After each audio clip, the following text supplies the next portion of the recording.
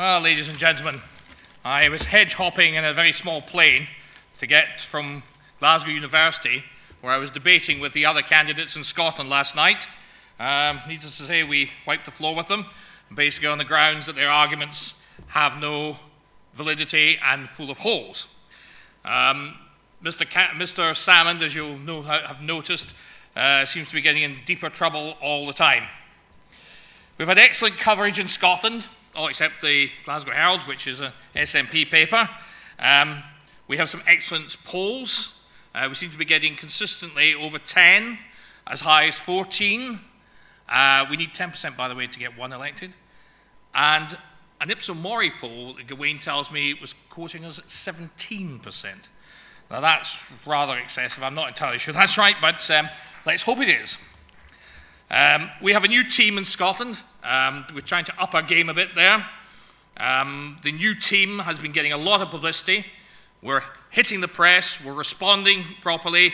We're getting a press team together as good as London. So we're doing our best up with that. The university debate went very well. The students seem to be taking on board our libertarian message.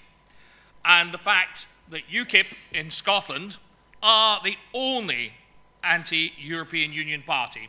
So if you want to protest in Scotland against the European Union, whether you be Conservative, whether you be Labour, whether you be SNP, or even Green, the only party that you can use to do that is UKIP.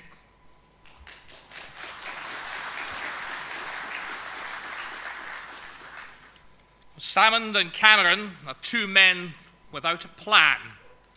Mr.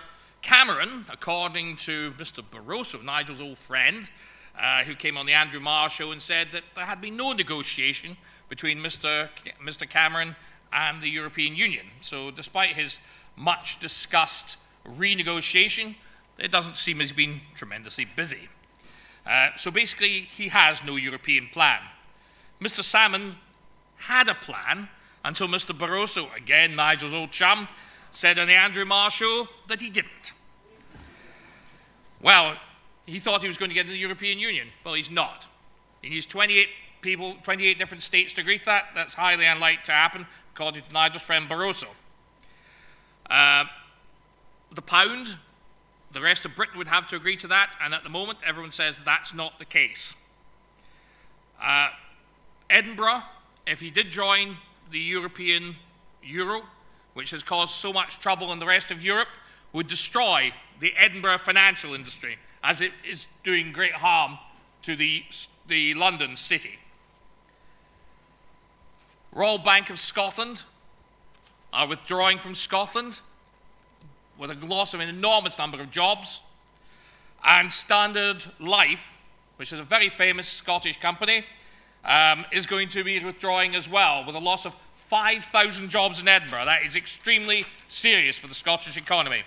And this is all due to worry about whether or not you're going to have the pound, the euro, the bawbee, the Panamanian groat. We have no idea. Salmond is the Robert Mugabe of Scotland. Every time business does not agree with him, there's a silent threat that they won't get government contracts under an SNP Scotland. So that's kept them quiet, but no longer. The jack is out of the box. They've had enough. They know it's disastrous. They know it's disastrous for the Scottish people, and they're making their feelings felt. What sort of independence is he offering? I mean, it's ludicrous. You know, the political decisions are going to be made in Brussels, and the economic decisions are being made in Frankfurt. Why is that better than having an alliance of 300 years standing with a proper currency that we can all believe in, that is not causing the problems you can see in the European Union? What is there not to like about that? The Scottish Nationalist Party are not the Scottish Nationalist Party, they are the anti-English party, and I think more and more Scots are seeing that.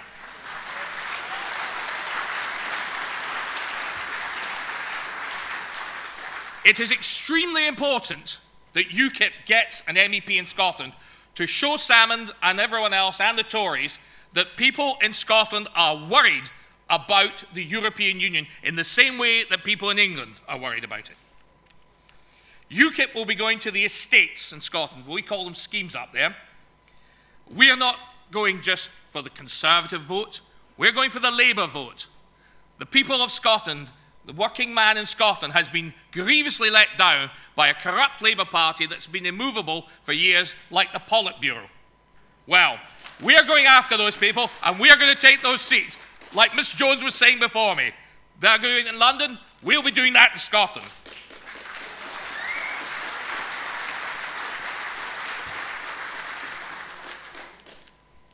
Labour don't care if there's uncontrolled EU migration. They don't care if it lowers Scots manual labourers' salaries and puts pressure on housing and health. The Scottish Conservatives, they're non-existent.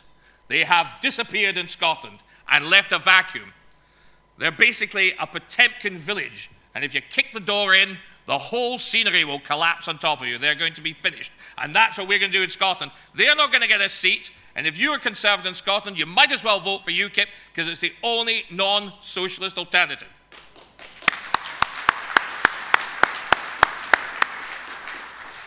I hear from our new friends who've joined us, we've got a lot of young students joining us from Scottish universities. As I said before, keen on our libertarian message. They informed me that apparently they tried to get a conference together for 400 and they couldn't even do it. They also informed me they have absolutely no money, and they're only going to have a campaign lasting 3 weeks before the election. So I think the Conservatives in Scotland are a write-off. UKIP will be fighting for Scottish policies. Salmond bangs on about gold, the gold in the North Sea, the oil. Well, there's other gold in that North Sea, and that's fishing. Our old friend Ted Heath and Geoffrey Rippon gave away our fishing to get into the European Union. Those waters have been trawled to death by the Spanish. That is a serious Scottish industry. Fish are very expensive. Any of us who have spent any time in a fishmonger of late will be able to tell you that. That should not be caught by Spanish fishermen and taken by freezer truck to Spain. It should be caught by Scottish fishermen making money for Scotland.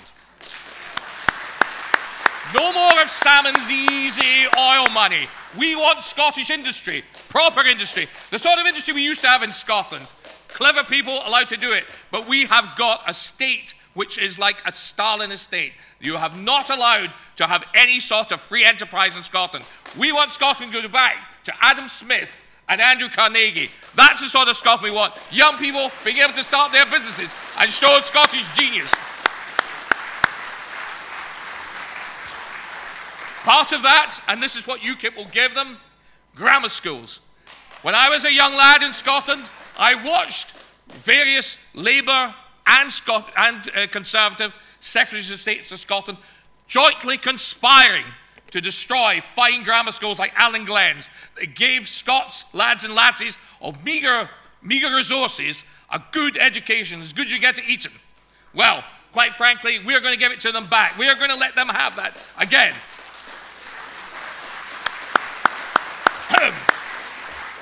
But not just at 11. We must be able to have consistent examinations to let them back in.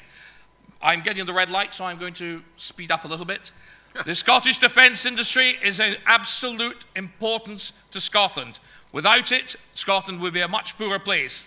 And these ludicrous windmills, which quite frankly are over-subsidised and only benefit the lairds and landowners, at the expense of the Scottish widow or pensioner who can't put on their 3 bars of their electric fire because they can't afford it, because all these people are making money out of it.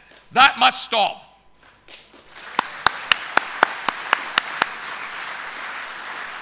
We want to get the yoke of Salmond State off the back of the Scottish entrepreneur. We want to see Scotland doing well, making money, and not having to be dependent on anything else, not the European Union, not England. We want to see a strong Scotland that's doing well. Thank you very much.